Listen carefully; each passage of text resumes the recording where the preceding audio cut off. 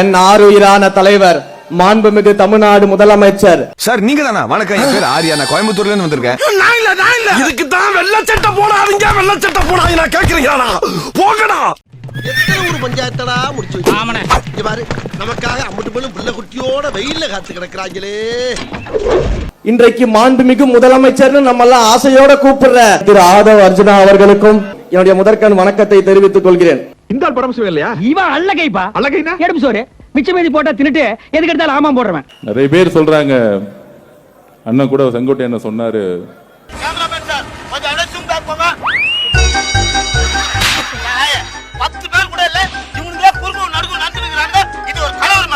ஆளே இல்லாத கடையில் டீ ஆத்தியது போல 2 பேரை சேர்த்து கொண்டு, யாருமே இல்லாத கடையில யாருக்குடா டீ ஆத்துற? உன் கடமை உணர்ச்சிக்கு ஒரு அளவே இல்லையா? புரட்சியாளர் அம்பேத்கர் சொல்றாரு, தீண்டாமை என்பது யாதெனில் அந்த தீண்டாமையை தமிழக அரசியலில் முதல் முறையில் ஒழித்தது எங்களுடைய தலைவர் சி. ஜோசப் விஜய் அவர்கள். அந்த தீண்டாமையை தமிழக அரசியலில் முதல் முறையில் ஒழித்தது எங்களுடைய தலைவர் சி. ஜோசப் விஜய் அவர்கள். தெரியுதா? ஆகுதுன்னு உங்களுக்கு தெரியுது, இப்ப ஒத்துக்கிறீங்க. ஓ மூடிட்டு போக சமைக்கிறவனை டிஸ்டர்ப் பண்ணிட்டு. தமிழக வெற்றி கழகம் ஜெயிச்சதுக்கு காரணம் ரீல்ஸ், இன்ஸ்டாகிராம். வாங்கி வைக்கிறேன்னு வேண்டது இப்ப நிறைவேறியாச்சு, வாங்கி வச்சாச்சு. நீங்களும் வந்து என்ன வேண்டீங்களோ. ஹை ஃப்ரெண்ட், பிரைவேட்டா பேசணுமா, பிரைவேட்டா பார்க்கணுமா, இல்ல சப்ஸ்கிரைப் பண்ணி.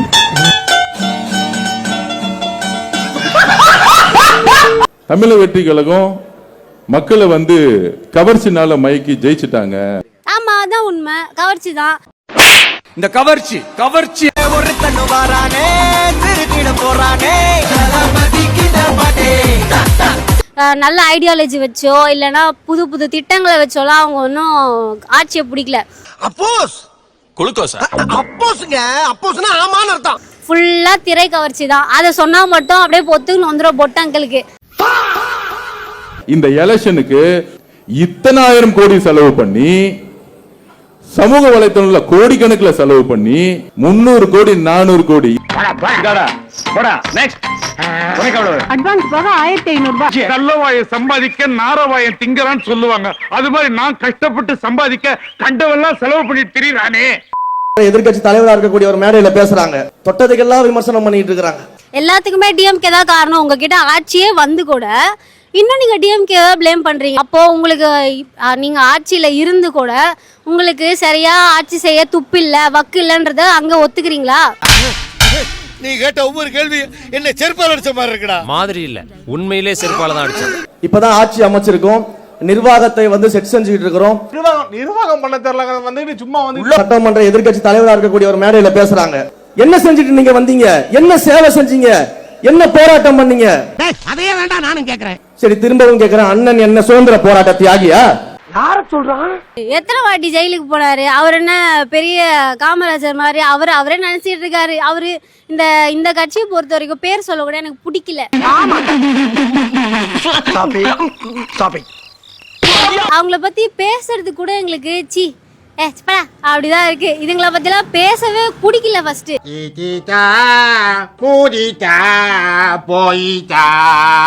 எங்கள் தலைவராவது திரைத்துறையில் நடிகராக இருக்கும் பொழுது அந்த இந்தியாவிலேயே திரைத்துறையில் உச்சபட்ச நடிகராக உயர்ந்து விட்டு அரசியலுக்கு வந்தார்.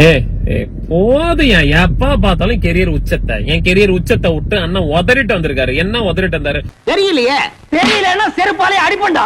உங்க அண்ணன் கெரியர் உச்சத்துக்கு போன காரணமா இருக்கக்கூடிய சம்பளத்தை கொடுத்து அழகு பார்த்த ரெட் ஜெய் மூவிஸ், சன் பிக்சர்ஸ் எல்லாம் வந்துட்டு பேசாம இருக்காங்க. உன்னோட இந்த பகட்டான வாழ்க்கைக்கு காரணம் நீ தஞ்சாவூர்ல வாழ வழி இல்லாம வக்கத்து நடு தெருவில் நின்னப்ப என் அப்பா பாக்கெட்ல இருந்து நான் திருடி கொடுத்த அந்த 50 ரூபா நினைக்கும் போது ரொம்ப பெருமையா இருக்குடா. சுரான்ற படம்லாம் உங்க அண்ணன் அட்டர் ஃபிளாப். குருவி படம் எல்லாம் வந்துட்டு உங்க அண்ணன் மான மரியாதை போதேன்னு சொல்லிட்டு ப்ரொடியூசர் காப்பாத்தினாரு. ஐயோ, இந்த சோடா புட்டி பஞ்ச பரதேசி அனால பய எல்லாத்தையும் வாங்கிட்டு நன்றி இல்லாம திரியறாங்க நாதாரி பயலுங்க. அப்ப யாரை பார்த்து கேள்வி கேட்கறதீங்க? 30 வருஷம் மக்களோடு மக்களாக நின்று சேவை செய்து அந்த மக்களுக்காகவே வாழ்ந்து இன்றைக்கு முதலமைச்சராக இருந்திருக்கக்கூடியவர் எங்களுடைய மாண்புமிகு முதலமைச்சர். உழுகாதப்பா, புரட்டிடுவானுங்க. ஏன்னா நீ ஓடிடுவ, நான் தாட்டா மாட்டுவேன். நேத்து ஒரே நாள்ல 7 பெண் குழந்தைகள் மேல பாலியல் வன்கொடுமை நடந்திருக்கு. இத பத்தி ஏன் உங்க தலைவர் தளபதி அவர்கள் வாயை திறக்கல? ஊமையா? மௌன விரதமா? ஏன்? அது வந்து உங்க கட்சியில இருக்கக்கூடிய இன்ஃப்ளூயன்சர்ஸ் எல்லா இன்ஃப்ளூயன்சர்ஸையும் வந்து வேலை போயிட்டு உங்களுக்காக முட்டு கொடுத்தானுங்க. இப்பெல்லாம் வாயை திறந்து பேசுங்கடா நீங்க. எந்த பரதேசில அந்த மாதிரி ஆக்டர் ஜெய் எங்க போனாரு, கிறிஷ் எங்க போனாரு, நடிகர்கள் எல்லாம் நிறைய பேர் வந்து முட்டு கொடுக்குறீங்களா? மகேந்திரன், மதன் கௌரி முதல் கொண்டு அமெரிக்கால இருந்து வந்தவன், ஆஸ்திரேலியால இருந்து வந்தவன், லண்டன்ல இருந்து வந்தவன், நாட்டுல இவ்வளவு அநியாயம் நடந்திருக்கு. இப்ப கூட வாயை துறக்காம கேவலமான மனித பிரிவுகள் இருக்கீங்கடா இன்ஃப்ளூயன்சர்ஸ்களா. எங்கடா இந்த ஏரியால தான் இருக்கா? அவன் மட்டும் என் கல்ல மாட்டல வெட்டாம விட மாட்டேன். மக்களுக்கு ஒண்ணுன்னா இந்த விஜய் வந்து நிப்பா, இந்த விஜய் வந்து கேள்வி கேட்பா, இந்த விஜய் எப்பவுமே மக்கள் பக்கம் தான். டேய் களிமண் மண்டையா அங்க பார். அடுத்தடுத்து ஒரே நாளில் 5 சிறுமிகளுக்கு பாலியல் வன்கொடுமை என்கின்ற செய்திகள் அதிர்ச்சியை ஏற்படுத்துகின்றன. திருவண்ணாமலை மாவட்டம் சேத்துப்பட்டில் கர்ப்பிணி பெண்ணிற்கு பாலியல் தொல்லை கொடுத்த தவேக நிர்வாகி பாலியல் வன்கொடுமையால் 3 வயது குழந்தை இறந்த நிலையில். மக்களுக்கு ஒண்ணுன்னா இந்த விஜய் வந்து நிப்பா, இந்த விஜய் வந்து கேள்வி கேட்பா, இந்த விஜய் எப்பவுமே மக்கள் பக்கம் தான். அந்த செயல்படுங்க. டேய் நீ படுவா பரதேசி உன்னை மீட்ல வந்து மிதிக்கிறான். சார், நாங்க சிங்கப்பெண் அதிரடிப்படையில இருந்து வந்திருக்கோம். எங்களுக்கு என்ன வேலை சார்? தினமும் 2 பெண்களை காப்பாத்துற மாதிரி ரீல்ஸ் எடுத்து அப்லோட் பண்ணி பப்ளிசிட்டி பண்ணணும், அவ்வளவுதான். மானம் கெட்ட போயில.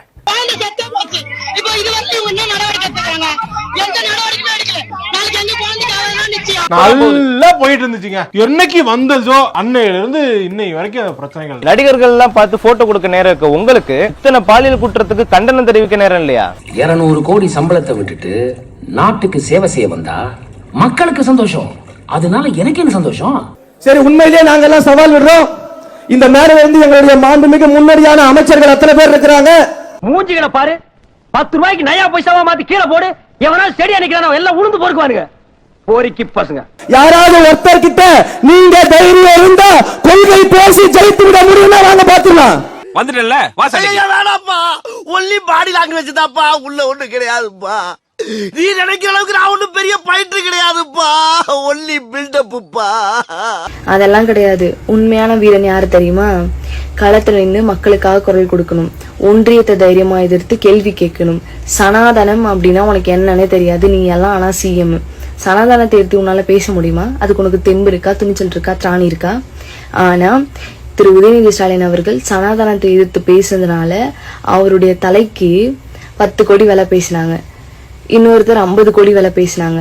இந்த சங்கி கூட்டங்கள் எல்லாமே அவர் மேல கேஸ் போட்டாங்க. அப்போ என்ன தெரியுமா சொன்னாரு? நான் கலைஞர் பேரன், எனக்கு பயம் கிடையாது. நீ வந்து 20 கேஸ் கிடையாது, நீ 2000 கேஸ் என் மேல போட்டாலும் நான் சனாதனத்தை ஒழித்தே தீருவேன், சனாதனம் ஒழியும் வரை என் குரல் ஓயாது அப்படின்னு சொன்ன ஒரு துணிச்சல்காரன். கலைஞர் பேரன் இல்ல, துணிச்சல்காரன். இந்த மாதிரி ஒரு தைரியமா இருக்கவரை தவிட்டு தற்குறி சிஎமோட கம்பேர் பண்ணலாமா? ஆமா, அது என்ன உங்க பேரை வெளியே விசாரிச்சால அவன் காரி துப்புற மாதிரி பாக்குறேன். காரி துப்புற மாதிரி. அப்புறம் அந்த ரமேஷ்னு சொல்லிட்டு ஒருத்தர் பேசினான்ல, எதிர்கட்சியே இல்லாத சட்டமன்றத்தை உருவாக்கி கிழிக்கிறீங்க. எதிர்கட்சி அப்புறம் பாத்துக்கலாம், அதெல்லாம் ஃபர்ஸ்ட் பாதுகாப்பு கொடுங்க. ஐயோ, நீங்க எல்லாம் அமைச்சர் காலர் தூக்கி விட்டு சுத்துறீங்க. வெக்கமா இல்ல உங்களுக்கு எல்லாம்? என்ன வெக்கம்? Just miss.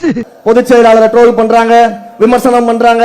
நோ சூடு நோ சர்னை, நோ ப்ராப்ளம், இஸ் பிராண்ட். எங்க சுப்பிக்கிட்டு இருக்க? என்னையா அண்ணா, ட்ரோல் விமர்சனம் மட்டும் தான் பண்ண முடியும். அவரை மாதிரி இப்படி இருக்கக்கூடிய கடல் கோரி தொண்டர்களை மேடையாற்ற எந்த கட்சியில் இருக்கக்கூடிய பொதுச் செயலாளரும் முடியாது என்று போட்டா டேய் குடுக்குற டயலாக் ஒட்டி பேசு, ஓவரா பேசாத. No comments, no comments. அவங்க அப்படிதானே பேசுவாங்க. Stalin sir, CM uncle, it's very wrong uncle. நாங்களும் சொல்றோம் போட் uncle, it's very wrong uncle. ஒரு குழந்தைக்கு ரேப் நடந்திருக்கு, அதை போய் கேளுங்கடான்னா ஓட்டெடுப்பா நடத்திட்டு இருக்கீங்க. ஓட்டெடுப்பு. அவர் கேள்விக்கு பதில் சொல்லுங்க மாமா. ரமேஷ்லாம் நீங்க 3 நிமிஷம் தான் விட்டீங்க, அவரை விட்டீங்க அப்படின்னு வச்சீங்க, அப்படியே வச்சு வெளுன்னு வெளுப்பாரு. சார் புரியுற மாதிரி சொல்லுங்க சார். நல்ல பாதுகாப்பாக உள்ள விட்டாங்க, மகளிருக்கு நல்ல கேப் விட்டு நல்ல இடைவெளி விட்டு உள்ள விட்டாங்க. நல்லா இருந்து சந்தோஷமா இருக்கு.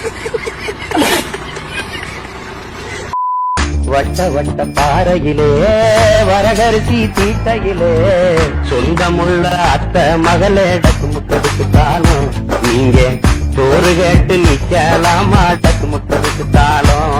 Over 1 month later. சரி சரி சரி சளி மிச்சம் வந்து எடுத்து உயிராட்டு தொலைறாங்க வயிறு புடுங்குறாங்க வச்சுட்டு குழந்தை எல்லாம் வச்சு என்ன பண்ணுவாங்க அனில் வீடியோ எடுக்கிறோம்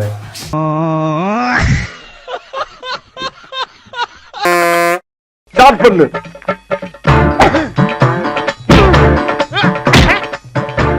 இங்கிட்டு வா அப்படியா அப்படியா படைக்கல மண்டையில மட்டும் அடிச்சிடாத குலக்கேசல் உள்ள போயிருவேன் சரியா உங்க வீட்டு பிள்ளையா நினைச்சு எல்லாரும் என்னை மன்னிச்சிருக்க